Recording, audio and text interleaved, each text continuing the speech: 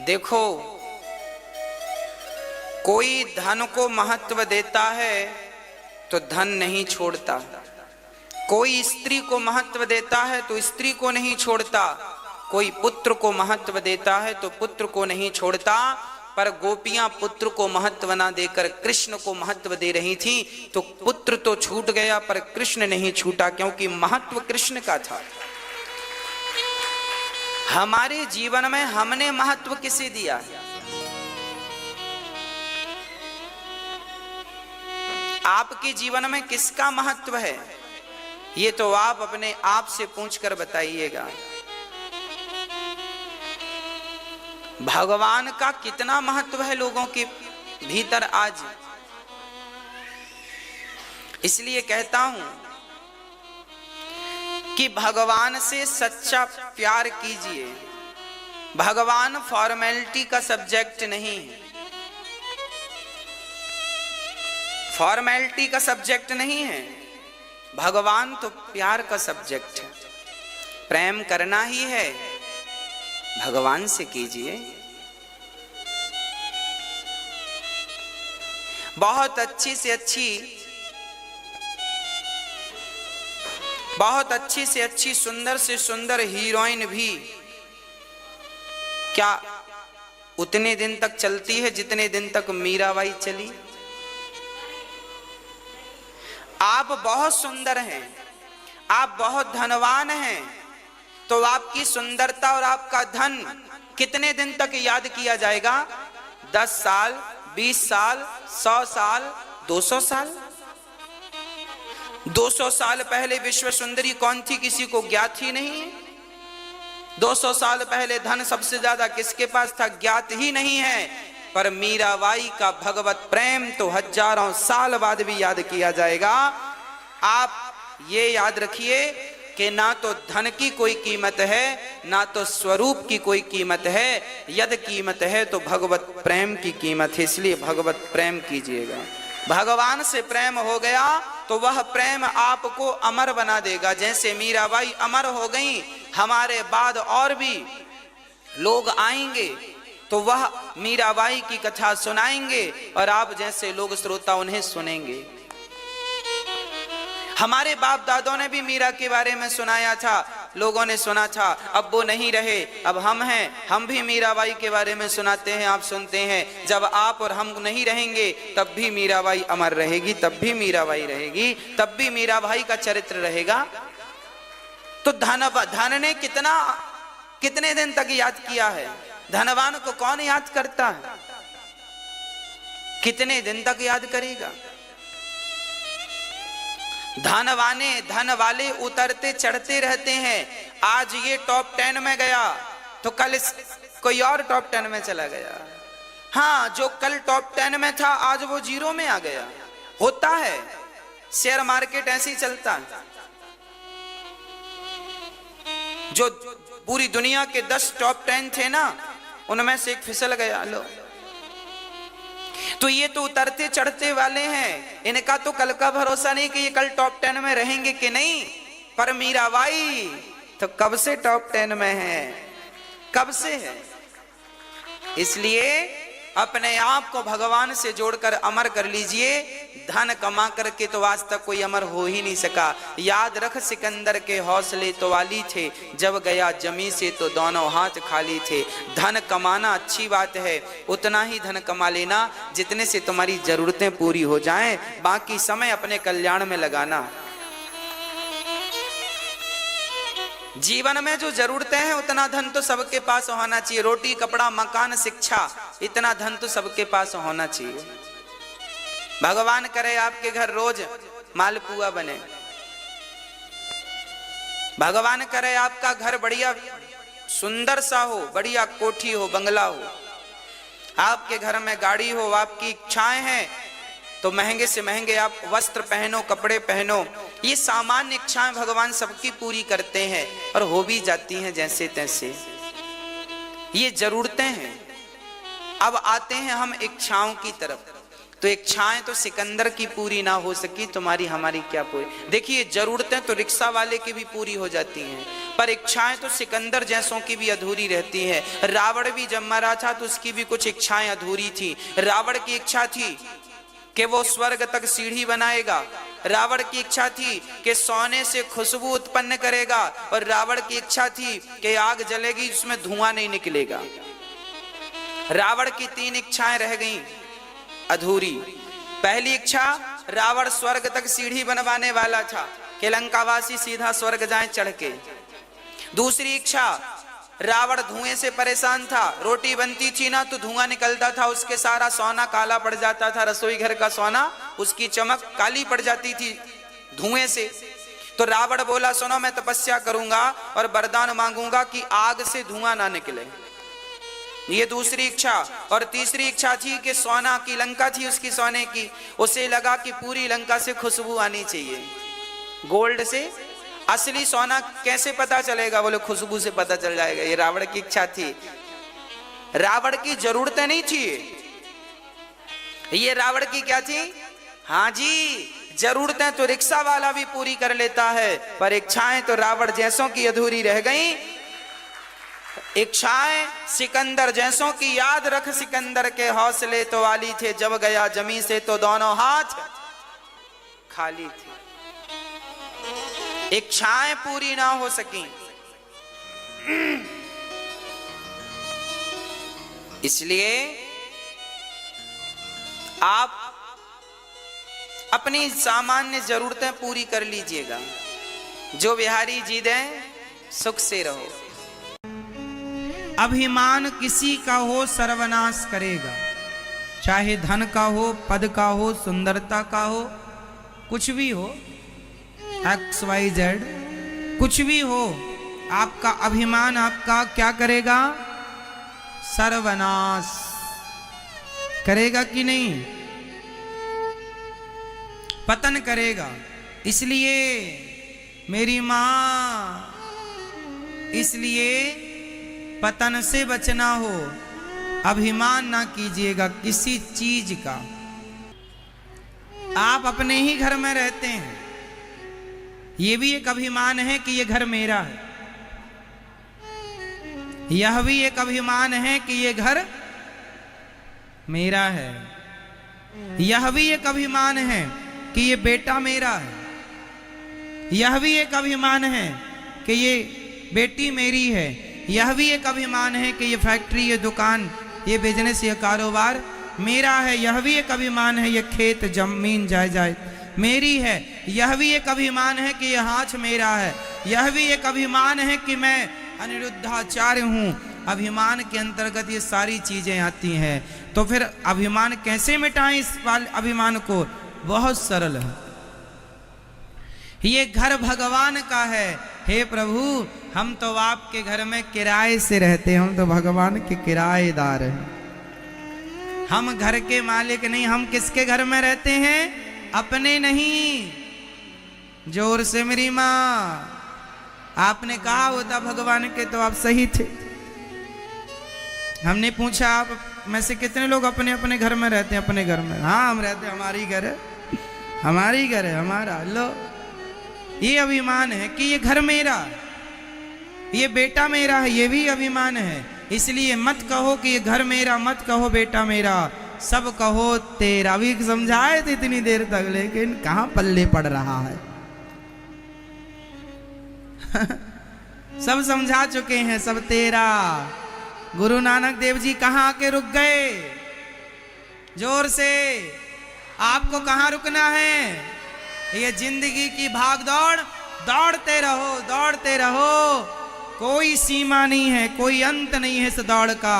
यदि रुकना हो तो एक ही ऑप्शन है, तेरा में आकर के रुक जाइएगा। प्रभु सब तेरा, इससे आगे कुछ नहीं। घर तेरा, मेरा हो तो अभिमान करूं, मेरा तो कुछ नहीं है मेरा। आज से आप कभी ये नहीं कहोगे कि ये घर मेरा, बेटी मेरा, परिवार ना, सब कुछ, सब कुछ प्रभु मेरे कन्हैया का सब कुछ है, मेरे श्रीमन नारायण का सब कुछ है, मेरे राघव का सब कुछ है। प्रभु संपत्ति सब रघुपति के आही, सब कुछ आपका।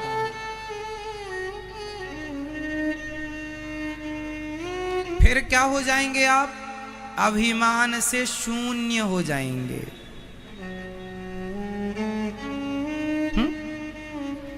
अभिमान मिटाइएगा।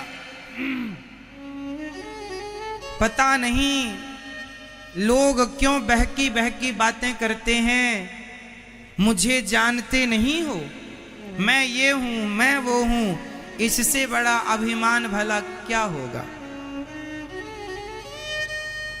ये मेरा है, इससे बड़ा अभिमान क्या होगा? कुछ नहीं है साहब, केवल बातें हैं बातें, और ये बातें भी एक दिन ठंडी पड़ जाएंगी। देखते रहो। ये समय का पहिया जब चलता है ना मेरी माँ, तो समय का पहिया हमें और आपको एक दिन क्या बना देगा? जरा बोल दो मेरी माँ, समय का पहिया हमें क्या बनाएगा एक दिन? बताओ जल्दी।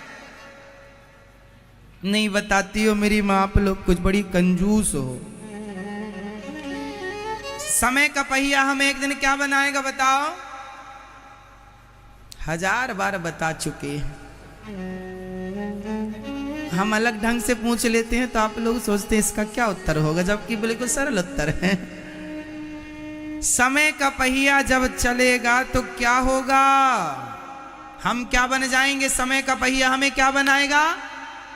जोर से, मुट्ठी भर राख बना देगा। समय का पहिया हमें क्या बना देगा? मुट्ठी भर। जब हम मरेंगे हमारी चिता जलेगी, वाह, फिर ठंडी होगी चिता, फिर चलेगी हवा तो राख उड़ जाएगी।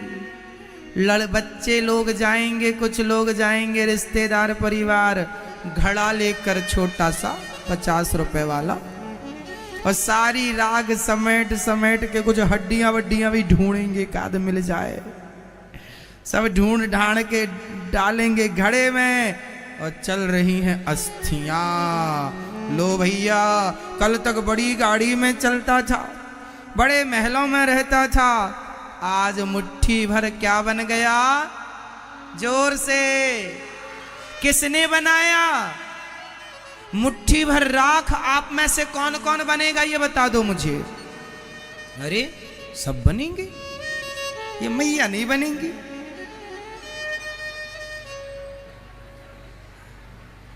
सब बनेंगे। तो ये बताओ आपको मुट्ठी भर राख बनाएगा कौन? जोर से, समय। कौन बनाएगा? समय का पहिया जब चलता है तो समय ने आपको जन्म दिया, समय से आप जवान हुए, समय से बूढ़े हो गए, और समय ने मार डाला, समय ने राख बना दिया। समय जहां की तहां है, पर ये समय सबको पीस रहा है। जैसे जैसे जैसे चक्की गेहूं को पीस रही है, ऐसे समय हमें और तुम्हें पीस रहा है। बचना हो तो भगवान की शरण में आ जाओ। राख तो बन जाएगी पर सदगति हो जाएगी, वरना राख बन जाएगी, सदगति भी नहीं होगी।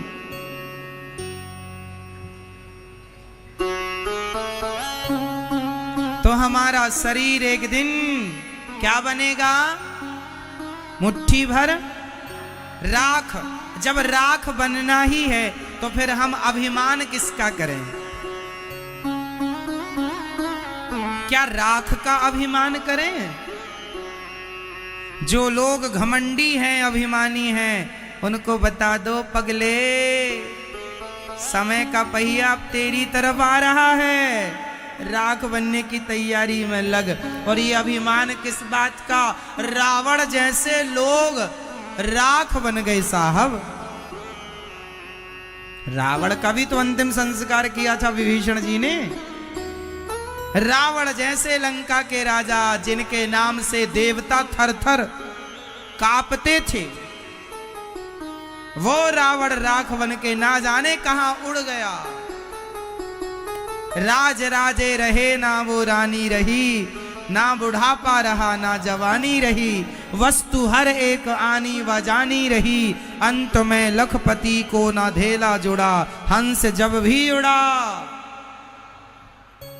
अकेले जाने के लिए तैयार रहना, घमंड ना करना। 2 पैसे भगवान ने दे दिए तो उसमें भगवान का धन्यवाद करना, सरल बन जाना, नम्र बन जाना, अभिमानी मत बनना। सही है?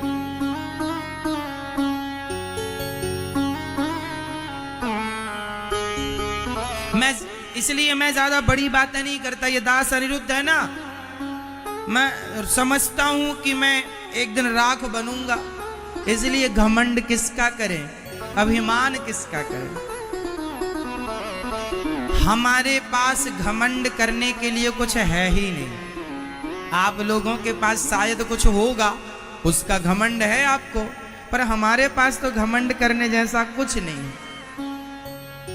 इसलिए हम घमंड नहीं करते, अभिमान नहीं करते। क्यों मेरी मां? क्योंकि हमारे पास कुछ है ही नहीं। आप में से कितनों के पास घमंड करने के लिए कुछ है आपके पास कुछ? ऐसा क्या है आपके पास जिसका आप घमंड कर सकते हैं? अभिमान। अभिमान करने के लिए एक चीज है, मैं भगवान का हूं, ये अभिमान हो कि प्रभु मैं आपका हूं, भक्त हूं, ये घमंड ना हो। मैं गोविंद का हूं, ये अभिमान हो तो ठीक है। पर मैं ये पैसा धन दौलत हीरे मोती कुछ काम ना आएगा साहब। खाया पिया अंग लगेगा, दान दिया संग चलेगा, और बच्चे खुचे में जंग लगेगा। बोलो राधे राधे। तो अभिमान के पहाड़ में यदि चढ़े हो तो आज ही उतर आना शाम तक। भगवान ने कुछ पैसे कौड़ी दे दिए तो जरा घमंड। कुछ लोग ऐसे ऐसे चलते हैं, छाती फुलाकर, 2 पैसे क्या मिल गए। इनसे कह देना समय का पहिया अब तुम्हारी तरफ बढ़ रहा है। 50 रुपए वाला घड़ा खरीद के रख लो, देखते रहा करो, एक दिन अपने को इसके अंदर आ जाना है। अभिमान भरा जीवन ना जिया करो, मुट्ठी भर राख बन जाना है, इस बात को याद रखा करो। बचेगा कोई नहीं, रहा कौन?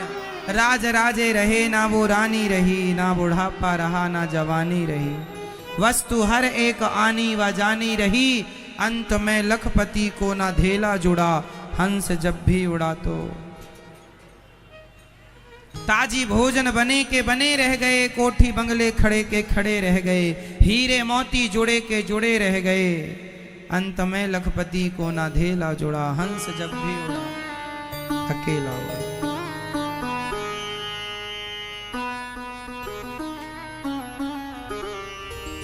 मैया जी, इसलिए भैया जी, अभिमान के पहाड़ से नीचे उतरो, इंसान बनो, सेवा से जुड़ो।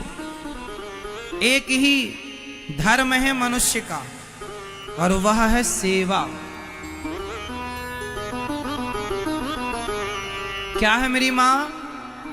सबसे बड़ा धर्म क्या है?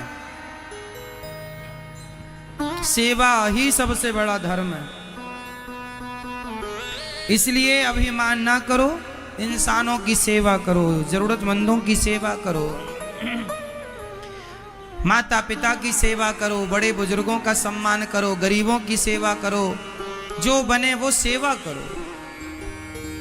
गृहस्थी के ये मंत्र मैं दे रहा हूं, संभाल के रखना, काम आएंगे। एक सज्जन मेरे पास आए, बोले महाराज जी मेरी पत्नी उसने आत्महत्या कर ली, फांसी लगा ली। मैंने कहा क्यों? बोले महाराज जी जब तक जिंदा थी सच्ची बताऊं, मैंने कभी प्यार से उसे कभी बुलाया नहीं, प्यार से कभी उससे बात नहीं की, सदा डांटता रहा। आज मर गई तो पता लग रहा है कि उसकी कमी कितनी बड़ी है, खल रही है वो कमी। उसकी कमी केवल वही पूरी कर सकती थी, अब कोई नहीं कर सकता। जब तक जिंदा है प्यार कर लो, श्वासों का कोई भरोसा थोड़ी है, कब किसकी पूरी हो जाए।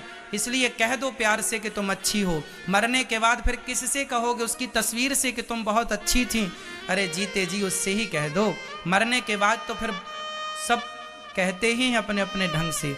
जीते जी मैं अलग ढंग का व्यक्ति हूं। मैं ये मानता हूं कि मरने के बाद मत रोया करो किसी की अर्थी पर, किसी के ऊपर। मरने के बाद ना रोइए। अरे जब तक वो जिंदा है प्यार से उसे सुकून दीजिए, सुख दीजिए, उसकी होठों पे मुस्कान दीजिए। अरे जिंदा हूं तो प्यार बांट लो, प्यार दे दो। मरने के बाद आंसू तो दुश्मन भी बहाएंगे। मरने के बाद रोने वालों की कमी थोड़ी होती है। जो हमें कभी मोहब्बत की नजर से देखते भी ना थे, वह भी आज रोने के लिए आएंगे, वह भी मेरे जनाजे में जाएंगे। अर्थ क्या है? मेरे मरने पे तो देश जमाना रोएगा ही रोएगा। जब तक मैं जिंदा हूं तो प्यार कर लो, प्यार से कह दो, प्यार से बोल लो। माँ है, माँ से प्यार कर लो, पांव दबा दो, माँ के होठों पे मुस्कान ले आओ। मर जाएगी तो उसकी तस्वीर को छाती से लगा के तो औलाद रोती ही है, पर जिंदा थी तो तुमने कितनी सेवा की। तस्वीर छाती से लगा के रोने से कोई सच्चा बेटा नहीं होता। जब तक माँ जिंदा होती है उस माँ की सेवा तुमने की होगी, और माँ की आंखों से आंसू खुशी के आए होंगे कि वाह भगवान, मेरे बेटे जैसा भगवान सबको बेटा देना। तब तुम्हारा बेटा होना सफल हो जाएगा। रोने से कोई तुम सच्चे बेटे ना कहलाओगे कि तुम अच्छे सच्चे बेटे हो। लेकिन हमारे भारत में रिवाज उल्टा है। यहां बहुएं सास की सेवा, जिंदा सास है, बहुत सारी बहुएं तो अपनी सास की सेवा अच्छे से करती हैं, खूब ख्याल रखती हैं। उन बहुओं को तो मैं प्रणाम करता हूं और उन बहुओं की चरण धूली तो माथे पे रखता हूं। लेकिन कुछ बहुएं ऐसी हैं जो अपनी सास को एक गिलास पानी और 2 रोटियां भी नहीं देती। बूढ़ी माँ अकेली बना के खाती है, पांव चलते नहीं, हाथ चलता नहीं, शरीर चलता नहीं, 2 रुपए की कमाई नहीं है। सरकार के वो वृद्धा पेंशन के भरोसे जिंदा है, 600 500 300 रुपए महीने के। उस पर क्या उसकी रोटियां पक जाएंगी? तुम अपनी माँ को रोटियां नहीं देते, सासू माँ को। और जब सास मर जाती है तो वही बहुएं जो गिलास भर पानी नहीं देती थी, वही फ्रंट में बैठ बैठ कर रोती हैं, सासू माँ मर गई, सासू माँ। काहे रो रही हो? ये नाटक किसे दिखा रही हो तुम? क्या भगवान जान नहीं रहा है कि तुम कैसी बहू हो? दुनिया वालों को बेवकूफ बना रही हो कि खुद बेवकूफ हो? परमात्मा से क्या छिपा है?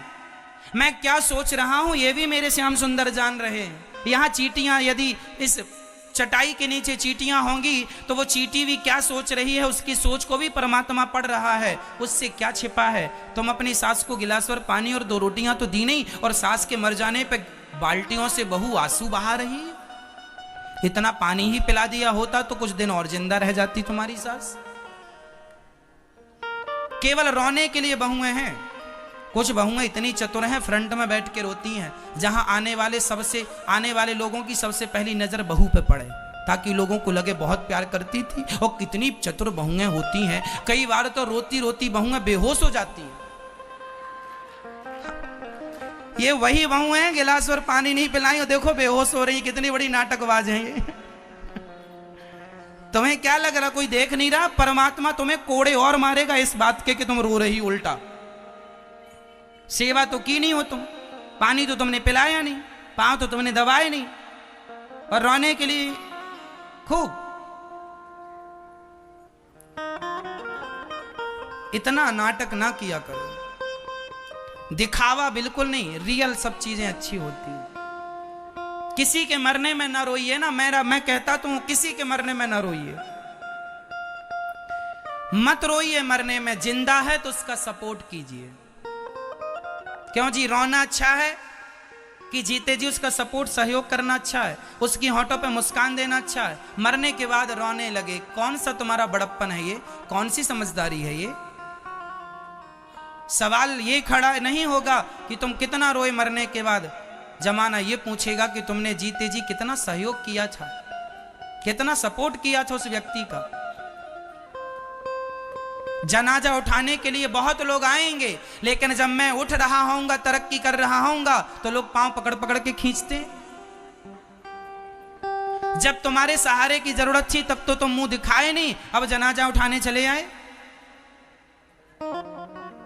क्यों झूठी जिंदगी जीते हो मेरे भाई? क्यों नहीं सच्ची जिंदगी जीते? क्यों दिखावे में चल रहे हो? लोग कहते हैं लोग क्या कहेंगे, जमाना क्या कहेगा। अरे जमाना केवल यही कहेगा कि राम नाम सत्य है, राम नाम सत्य है, यही कहता है। इसलिए जमाने की परवाह ना किया करो। मैं परवाह नहीं करता कि आप क्या कहेंगे मेरे बारे में। जो कहना है साफ साफ कहता हूँ, सच्ची बात कहता हूँ, जो महसूस करता हूँ वो कहता हूँ। रियल जिंदगी को, रियल रिश्तों को, रियलिटी में ज्यादा आनंद है, दिखावे में आनंद नहीं है। क्यों जी? रिश्तों में दिखावा ना हो, रियलिटी हो, प्यार हो, मोहब्बत हो, सच्चा प्रेम हो। माँ से सच्चा प्यार करो, माँ की सेवा करो, पत्नी से सच्चा प्यार करो, पत्नी का ख्याल रखो, पति से सच्चा प्यार करो, बच्चों से प्यार करो और बच्चों को केवल प्यार नहीं संस्कारी बनाओ, संस्कारी बनाओ। रिश्तों की गंभीरता को समझो। आज जो रिश्ता तुम्हारे बगल में है, पास में है, कल रहेगा नहीं, इसकी कौन गारंटी लेगा? इसलिए रिश्तों को जिया करो।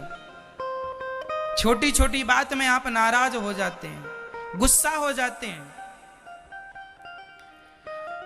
बातों में कोई दम नहीं होती। कसमें, वादे, प्यार, वफा सब बातें हैं, बातों का क्या?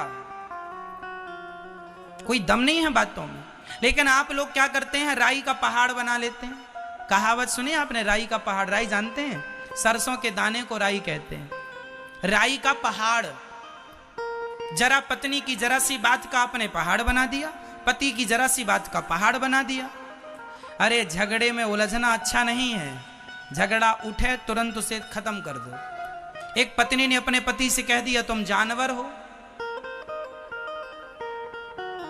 आपने तो नहीं कहा था, नहीं।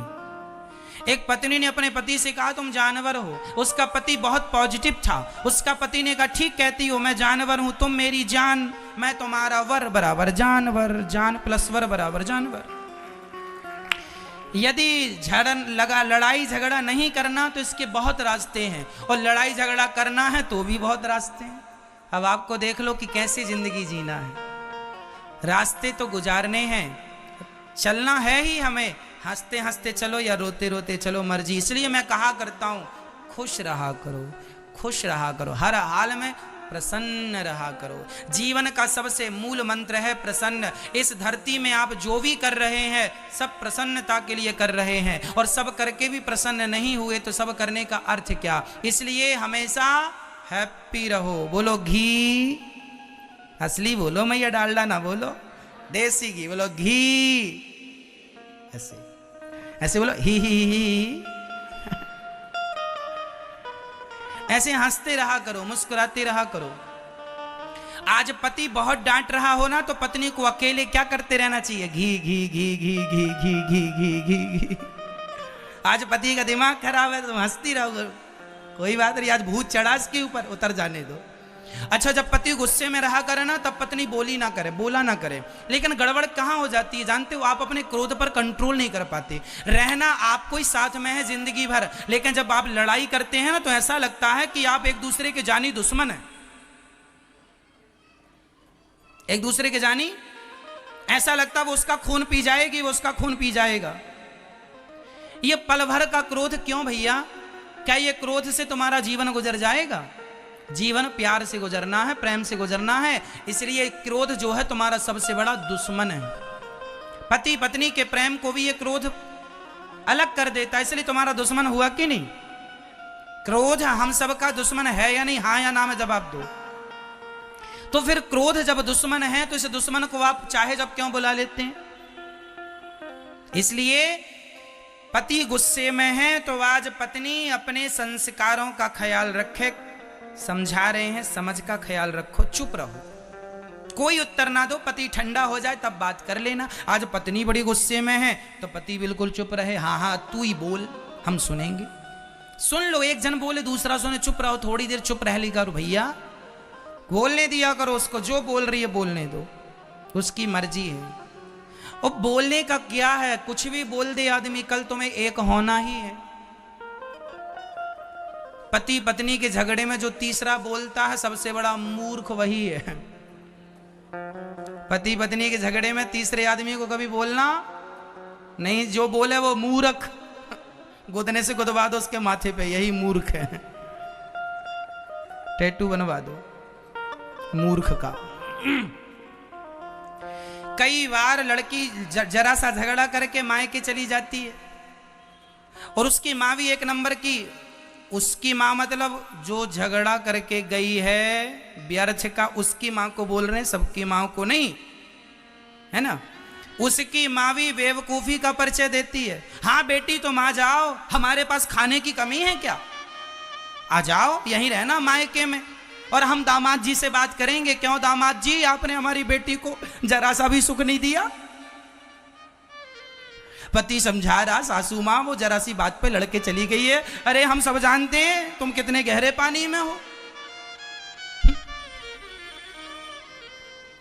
लो भैया ये सासू माँ और घी डाल रही है आग में।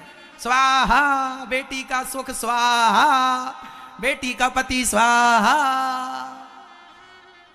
बेटियों का घर बर्बाद करने में माताओं का बहुत हाथ होता है। मम्मी का, माँ का, सारी माओ का नहीं, 95% माओ का। क्या गलती होती है रिश्तों में, बताता हूं। बताओ किसके घर में झगड़ा नहीं होता, ये बताओ। ऐसा कोई घर है जिसके घर में झगड़ा ना हो?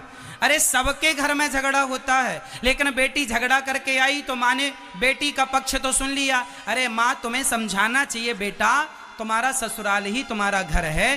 कोई छोटी छोटी बातों में, हाँ बेटी के ऊपर कोई बड़ा अत्याचार हो रहा, कोई बड़ी बात हो तो आपका बोलना उचित है, बेटी का पक्ष लेना सही है। कब? जब कोई बहुत बड़ी मुसीबत बेटी पर पड़े। पर जरा जरा सी बात में तुम बेटी का पक्ष लोगी, और नहीं नहीं अब तो बेटी ससुराल जाएगी नहीं, मेरी बेटी क्या मेरे लिए बोझ है। इस तुम्हारे घमंड के चक्कर में कितनी बेटियां मायके की मायके में रह गई, लौट के नहीं गई ससुराल, तुम्हारे इस अहंकार के कारण। जो तुम बोलती थी मेरी बेटी बोझ है क्या, और तुम तो मर जाओगी अभी कुछ दिन बाद। तुम्हारी बेटी, मैं तुम बेटियों से भी कह रहा हूं कि जो तुम अपने पति को छोड़कर माँ के पास चली जाती हो ना, तो माँ जब मर जाएगी तो बताओ कहाँ रहोगी। तुम्हारा भाई, तुम्हारी भौजाई तुम्हें जीवन भर रोटियां देंगे? भौजाई ताने मारेगी कि अपने पति की तो हो ना सकी, मेरी हो जाएगी। खा लो, सहन कर लोगी ताने भाई भौजाई के। इसलिए हाथ जोड़ता हूं, रिश्तों को बना लेना सरल है, निभा लेना कठिन है। आज भारत में रिश्तों को निभाना सिखाया ही नहीं जाता। हमारे रामचरितमानस में लिखा है, जब माता सीता विदा हो रही थी तो माता सीता की मां समझा रही हैं, बेटी आज से तेरा पति ही तेरा भगवान है, आज से हम तेरी मां नहीं, तेरी सास तेरी मां है, तेरा ससुर तेरा पिता है।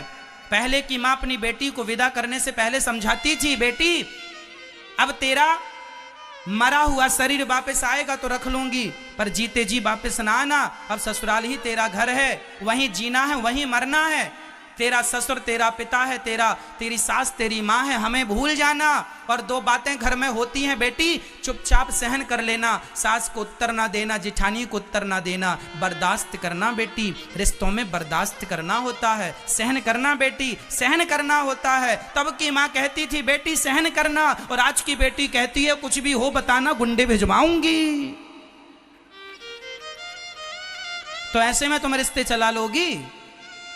बेटियों के रिश्ता काहे बर्बाद कर रही हो? क्यों बेटियों की दुश्मन बनी पड़ी हैं ये माताएं? बताओ, रिश्तों को चलाने में समझदारी चाहिए कि नहीं? और सबसे जरूरी चीज है सहनशीलता। बताओ, रिश्तों में सहन करना जरूरी होता है कि नहीं? अरे पति भी डांटता है, कई बार तो गाली दे देता है पत्नी को, तो क्या तुम भी पति को गाली दे दोगी? इससे तुम समझदार कहलाओगी? कुत्ते ने तुम्हें काटा तो तुम भी काट लो, हिसाब बराबर।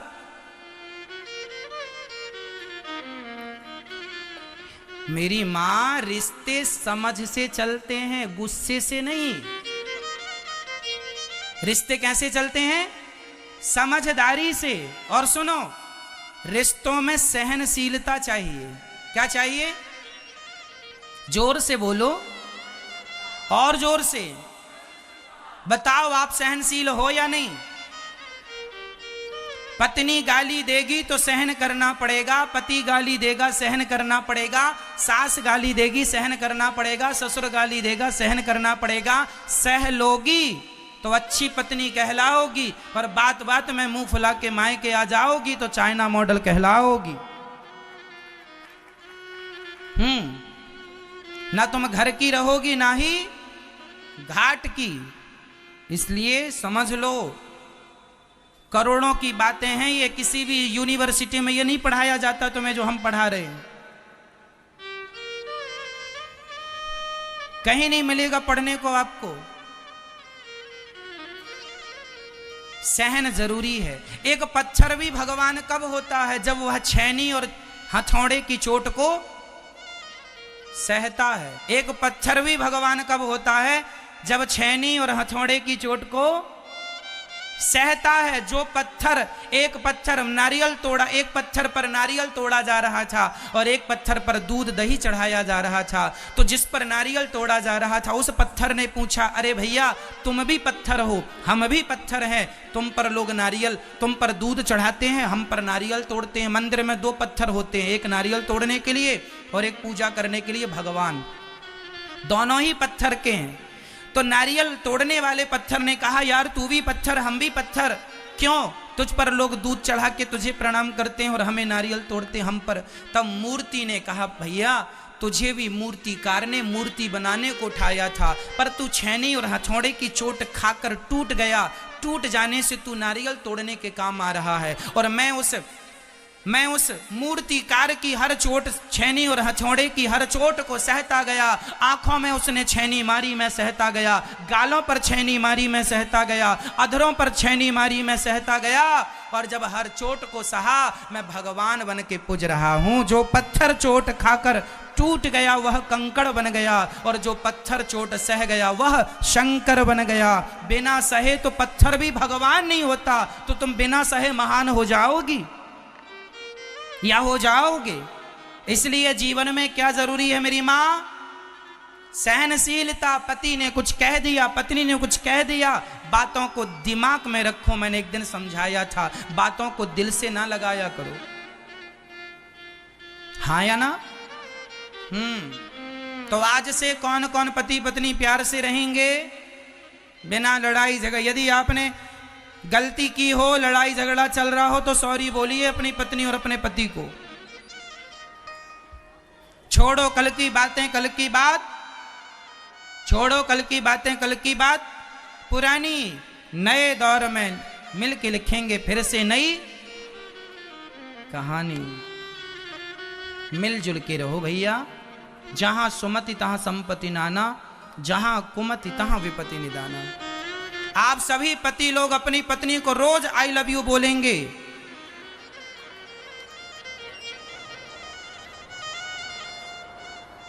रोज बोलो, और रोज बोलो बहुत अच्छी लगती हो तुम, और पत्नी भी रोज बोलेगी आई लव यू। प्यार से रहना, छोटी छोटी बातों का झगड़ा नहीं। ठीक है? समझ में आ गया? नारद जी कहते हैं, मेरे गांव में कुछ संत आए, मैंने खूब चरणों की सेवा की। चरणों की सेवा बहुत की। सेवा किसी भी समय आप करेंगे, सेवा का फल आपको मिलकर ही रहेगा। इसलिए आप जितनी सेवा कर सकते हैं कर लीजिए। आज मैंने जीवन में जो पाया है, मुझे विश्वास है, मुझे पता है कि सेवा के बल पर ही पाया है। ये सेवा का फल है। जब आप सेवा से जुड़ते हैं तो उसका फल भगवान देते हैं। इसलिए आप सदा सबकी सेवा किया करें। कोई आपके बारे में क्या कह रहा है, क्या सोच रहा है, इसकी परवाह ना किया करो। आप सेवा करो, अपना कर्म करो बस। नारद जी सेवा किए तो संतों ने प्रसन्न होकर मंत्र दे दिया, अष्टाक्षर मंत्र दिया। उस मंत्र को नारद जी जपे, और जप करने से क्या हुआ? उनकी माँ, नारद जी अपनी माँ की सेवा करते थे। जब उनकी माँ नहीं रही, सांप ने डसा, मर गई, तो माँ के मर जाने पर नारद जी गए जंगल में और भगवत चिंतन करते हुए उसी मंत्र का जाप किया। मंत्र का जाप करने से उन्हें इस जन्म में वो दासी पुत्र थे, पर भजन के प्रभाव से वो ब्रह्मा के पुत्र हो गए, ब्रह्मा पुत्र बन गए। ये भजन का प्रभाव था। ये भजन का क्या था मेरी माँ? प्रभाव था। इसलिए आपको चाहिए कि आप अपने आप को सेवा से जोड़ के रखें। व्यास जी महाराज ने भागवत जी की शुरुआत महाभारत से की। महाभारत में 99 कौरव मारे गए, एक दुर्योधन था। जब दुर्योधन अकेला बचा, उसे लगा अब तो मैं भी मारा जाऊंगा, तो वो भागते भागते भीष्म पितामह के पास गया और पितामह से कहा, पितामह पितामह क्या हुआ? पितामह ऐसी कोई युक्ति बता दो जिससे से कम मैं तो बच जाऊं, मेरी मृत्यु तो ना हो। तो भीष्म पितामह ने कहा, जाओ धर्मराज युधिष्ठिर से पूछो, उनके पास ऐसी युक्ति है जिससे तुम कभी नहीं मरोगे। अब देखना भीष्म पितामह किनके पास भेज रहे हैं? धर्मराज युधिष्ठिर। और युधिष्ठिर और दुर्योधन का क्या था आपस में? महाभारत इन दोनों के बीच में छिड़ा था। अब बताओ, क्या आपका दुश्मन कभी आपको अमर होने की बात बताएगा? पर धन्य है धर्मराज युधिष्ठिर, उन्हें अजात शत्रु कहते हैं। धर्मराज युधिष्ठिर का एक नाम है अजात शत्रवः, अजात शत्रु। अजात शत्रु का अर्थ क्या हुआ? जिसका कोई दुश्मन ना हो, उसे कहते हैं अजात शत्रु। दुर्योधन गया धर्मराज युधिष्ठिर से पूछा, भैया आप हमारे बड़े हैं, बताएं कि मैं कैसे बचूं इस महाभारत से, भीम मुझे मार डालेगा। तब धर्मराज युधिष्ठिर ने कहा, दुर्योधन तुम्हारी मां गांधारी चाहे तो तुम्हें अमर बना सकती है। मां कैसे अमर बनाएगी? ना ना ना, बना देगी। यदि तुम्हारी मां आंखों की पट्टी खोलकर एक बार तुम्हारे संपूर्ण बदन को देख लेगी, तुम्हारा बदन वज्र का हो जाएगा, फिर वो भगवान के सुदर्शन और शंकर जी के त्रिशूल से भी काटा नहीं कटेगा। ये तुम्हारी मां जो पतिव्रता नारी है, उसके पातिव्रत धर्म का बल है। जाओ। ये बात किसने बताई? धर्मराज युधिष्ठिर ने। किसे बताई? दुर्योधन को बताई। अब भीम भैया को पता चला तो भीम भैया बोले, बड़े धर्मात्मा बनते हो, अमर हो जाएगा, फिर वो मरेगा कैसे? धर्मराज युधिष्ठिर ने कहा, कोई बात नहीं भीम, मेरा धर्म था, कोई मेरे से सलाह ले, वो दुश्मन ही क्यों ना हो, सलाह मैं वही दूंगा जो उसके लिए हितकारी होगी। ये मेरा धर्म है। जब वो अपना धर्म नहीं छोड़ता तो मैं अपना धर्म नहीं छोड़ूंगा। और हम सबके ऊपर भगवान है। धर्मराज युधिष्ठिर को पता था कि जब मैं अपने धर्म का निर्वहन करूंगा तो धर्मो रक्षति रक्षिता, धर्म की रक्षा करने वाले की रक्षा कौन करता है? धर्म की रक्षा करने वाले की रक्षा कौन करता है? मेरी माँ, भगवान उसके रक्षक होते हैं। अच्छा, अब वो अपनी माँ के पास गया, माँ हम सारे मर जाएंगे, भैया ने कहा है कि आप आंखें खोल के देखोगी तो मैं अमर हो जाऊंगा। गांधारी ने कहा, हाँ बेटा, यदि मैं आंखों की पट्टी उतार कर तुझे देख लूं तो तू वज्र का हो सकता है। तो दुर्योधन ने कहा, मां ये बात आपने हमसे क्यों नहीं बताई? गांधारी ने कहा, यदि मैं बताती अपने से तो यह शक्ति काम नहीं करती, किसी दूसरे के कहने से। यदि तुम मुझसे पूछ रहे हो, मैं बता रही हूं तो काम करेगी। डायरेक्ट मैं बोलती कि बेटा मैं तुम्हारे लिए पट्टी खोल रही हूं तो फिर यह शक्ति काम नहीं करती। इसलिए पितामह भीष्म ने किससे कहा कि जाओ पूछो युधिष्ठिर से। युधिष्ठिर ने बताया। अब मां मैं क्या करूं? तब मां गांधारी ने दुर्योधन से कहा, कल सुबह 5:30 बजे भोर में, ब्रह्म मुहूर्त में तुम सारे कपड़े उतार के आ जाना। याद रखना, तुम्हारे वदन में कोई कपड़े नहीं होने चाहिए। ठीक है मां, मैं कल आऊंगा। अब देखो, तुम कितने भी चतुर क्यों ना हो, पर भगवान से चतुर थोड़ी कोई हो सकता है।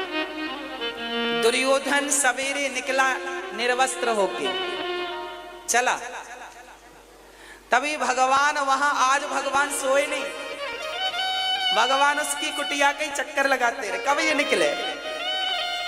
और वो जब सारे कपड़े उतार के चला तो भगवान, अरे दुर्योधन, वो लज्जित हो गया, सिकुड़ने लगा। भगवान बोले, कहां जा रहे हो? मां के पास जा रहे हैं। अरे कपड़े उतार कर जा रहे हो, पागल, तुम्हारा दिमाग खराब है क्या? ना कन्हैया, हमारी मां हमें देखेगी, जो जो अंग देखेगी वज्र का हो जाएगा। भगवान बोले, पगले, मां के पास जा रहा है, कम से कम एक तौलिया तो लपेट ले, टॉवल तो लपेट ले, ऐसा जाएगा। अरे माँ है वो सब जानती है, उसी ने तो जन्म दिया है, सब पाला पोसा है, मलमूत्र साफ किया, उससे क्या छिपा है? अरे तब की बात अलग थी, तू छोटा था, अब तो बड़ा है, ऐसे जाएगा, अपराध होगा। तो फिर बताओ कि सब क्या करें? भगवान बोले, एक काम कर, तेरी माँ ने कपड़े पहनने से मना किया है ना? हाँ, तो एक काम कर, तू केले के पत्ते लपेट ले। केला के पत्ते की टॉवल बनाई और तौलिया लपेट लिया, केले के पत्ते लपेट लिया और गया। मां, मैं आ गया। मां ने कहा, कपड़े तो नहीं है? ना मां, कपड़े नहीं है बिल्कुल। मां ने पट्टी उतारी, मां गांधारी ने, और कहा, बेटा मैं देखती जाऊंगी, तू घूमता जाना, तेरे आगे और पीछे जब तू घूमेगा तब संपूर्ण शरीर पे नजर पड़ेगी, और जहां जहां नजर जाएगी वो अंग तेरा वज्र का हो जाएगा। कब पट्टी उतारी मां ने, और मां ने पूरा शरीर देखा, नीचे से ऊपर तक जहां जहां दृष्टि गई वो तो वज्र का हो गया, पर पत्तों से जंघा ढकी थी, जंघा पत्तों से ढकी थी, तो पत्तों के कारण दृष्टि गई नहीं और वो जंघा कमजोर रह गई। मां गांधारी ने कहा, दुर्योधन, ये तूने तुरस तिरस बोला था कपड़ा मत पहनना, और तूने जंघा ढक रखी है, ये पत्ते क्यों लपेटा है? मां, वो कृष्ण मिल गए थे रास्ते में, उन्होंने कहा, अब गांधारी समझ गई, इसे कृष्ण ने मेरा सत्यानाश किया। एक बच जाता, उसको भी नहीं बचने दिया। तब गांधारी को गुस्सा आया और माता गांधारी ने श्राप दे दिया, जाओ कन्हैया, जैसे तुमने हमारे वंश को नष्ट कर दिया, जाओ मैं तुम्हें श्राप देती हूँ, तुम्हारी आंखों के सामने तुम्हारा भी सारा वंश नष्ट हो जाएगा। आपस में लड़के, जैसे हमारे बच्चे आपस में लड़के मर गए। इसलिए अंत समय 56 करोड़ यदुवंशी आपस में लड़के ही मरे थे, क्योंकि माता गांधारी का श्राप था।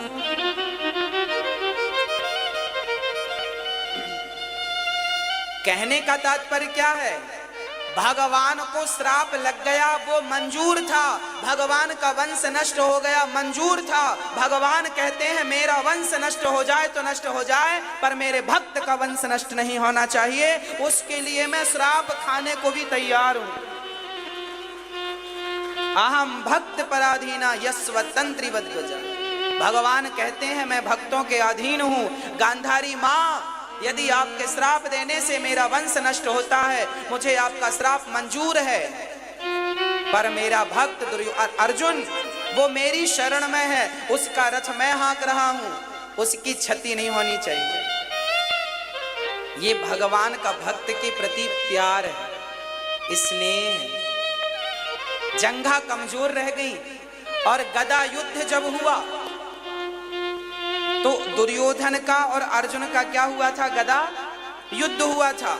अच्छा, गदा युद्ध का नियम होता है कि कमर के नीचे कोई प्रहार नहीं होता। और दोनों के गुरु कौन थे? दुर्योधन और भीम के गुरु कौन थे? कौन थे? हाँ ना, गदा युद्ध इन्हें द्रोणाचार्य ने नहीं सिखाया, बलराम जी ने सिखाया था। बलदाऊ भैया दोनों के गुरु। अब जब दोनों का युद्ध हो रहा था, उसी समय बलराम जी आ गए और बलराम जी ने देखा कि दुर्योधन भीम भैया गदा का प्रहार जंघा पे कर रहे हैं तो तुरंत क्रोधित हो गए बलदाऊ जी। अरे भीम, तू मेरा चेला है और तूने मेरे सामने मेरी मर्यादा का उल्लंघन कर दिया। गदा युद्ध में कभी नीचे प्रहार नहीं किया जाता। अच्छा, उसके ऊपर उसका प्रहार हो ही नहीं रहा था क्योंकि पूरा शरीर वज्र का हो गया था। भीम भैया मरते मरते बच रहे थे। अब जैसे ही बलराम जी को गुस्सा आया, अब भीम मैं तुझे मार डालूंगा, तूने मेरे शिष्य को गलत तरीके से अधर्म से मारा है। तब भगवान कृष्ण ने हाथ पकड़ा। वाह भैया, अभी तुम्हारा दुर्योधन धर्म में दिख रहा है। क्या द्रौपदी की भरी सभा में साड़ी खींचना धर्म था? पूछो अपने चेला से, शिष्य से पूछो, दुर्योधन से। क्या भगवान कृष्ण ने कहा? क्या महाभारत के युद्ध में अर्जुन के पुत्र और उत्तरा का पति और आपका भांजा उस युद्ध में उसे एक एक नहीं 8 महारथियों ने एक साथ मारा? क्या वो धर्म था? अब अभिमन्यु को एक एक ने नहीं, जबकि युद्ध का नियम था एक योद्धा से एक योद्धा ही लड़ेगा, पर अभिमन्यु को चक्रव्यूह में घेर कर 8 महारथियों ने मारा था। क्या ये धर्म था? पूछो अपने चेला से, अपने शिष्य से। यदि उसने अधर्म किया है तो अधर्मी को अधर्म से ही मारना धर्म है। अधर्मी को अधर्म से मारना ही यही धर्म है। ये भगवान कृष्ण ने कहा। जो जस करहि सो तस फल चाखा, जैसा करेगा वैसा भरेगा। अब तुम हमें उपदेश कर रहे हो कि धर्म क्या है? धर्म, तुम्हारा ज्ञान कहां गया था जब तुमने सारे धर्मों को तार तार किया था, सारी मर्यादाओं को तोड़ा था। अपने लिए मर्यादा नहीं और हम मर्यादा का पालन करें। जब आप मर्यादाओं को उल्लंघन करते हैं तो सामने वाले से अपेक्षा न रखिएगा कि वो मर्यादा का पालन करेगा। एक तो आप झूठ बोलते हैं और दूसरा सामने वाले से अपेक्षा करते हैं तू सच बोलना। क्या तुम सच बोले हो? इसलिए जैसा करोगे वैसा आपके साथ होगा। कई बार आपकी आंखों के सामने गलत होता है आपके साथ, आप कुछ बोल नहीं पाते, आप कुछ कह नहीं पाते, ये मजबूरियां होती हैं। कारण क्या है? आपने भी कभी किसी के साथ इसी प्रकार अधर्म किया होगा, सो आपके साथ अधर्म हो रहा है।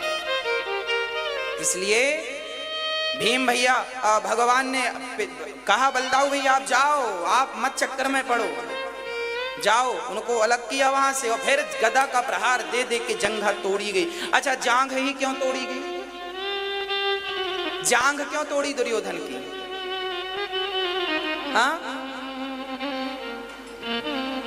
क्योंकि ये वही दुर्योधन है जब द्रौपदी की साड़ी खिंच रही थी तो इसने भरी सभा में द्रौपदी से कहा था, द्रौपदी आजा और मेरी जंघा पर बैठ जा। बोला था ये शब्द दुर्योधन के, महाभारत में स्पष्ट लिखे, आओ द्रौपदी और मेरी जंघा पर। जो पुरुष पराई, और द्रौपदी कौन थी? दुर्योधन की सगी भाभी थी। अपनी भौजाई अपनी भाभी को कहता है मेरी जंघा पर आकर बैठ जाओ। इस आदमी की जंघा ही तोड़नी चाहिए। जो पराई नारी का इस प्रकार भरी सभा में अपमान अनादर करता हो, मेरी जंघा पर बैठ जाओ, इसकी जंघा ही तोड़नी चाहिए। इसलिए उसकी जंघा ही तोड़ी गई। इसलिए कहता हूं, आपने जीवन में जो कहा है, जितने अपशब्द कहे हैं, एक एक शब्द का हिसाब देना पड़ता है। इसलिए कुछ भी कहा करो, किसी को कुछ कहा करो तो कहने के पहले विचार किया करो कि आप जो कह रहे हैं वो सही है या गलत है, कहना जरूरी है या जरूरी नहीं है। क्या जरूरी था कहना? कर्ण ने एक बात कही थी द्रौपदी को, उसके बाद जब उसे पता चला कि मैं कुंती का बेटा हूं, बहुत रोया है कर्ण जी, बहुत रोए। कर्ण ने क्या कहा था द्रौपदी को? कर्ण ने कहा था इसके तो 5 पति हैं, हम छठे हो गए तो क्या हर्जा है, क्या नुकसान है? ये किसने कहा था? कर्ण ने कहा था। अर्थ क्या निकला? कर्ण को अपने इन शब्दों पर बाद में बड़ा पश्चाताप हुआ था। जब इन्हें पता चला कि अर्जुन मेरा छोटा भाई है और युधिष्ठिर मेरा छोटा भाई है, बहुत रोए, हे भगवान मैंने क्यों द्रौपदी के लिए, वो मेरी बहू थी, मेरे भाई की पत्नी बहू है, वो मेरी बेटी की तरह हो गई और मैंने उसके लिए ऐसे अपशब्द कहे, बहुत पश्चाताप किया।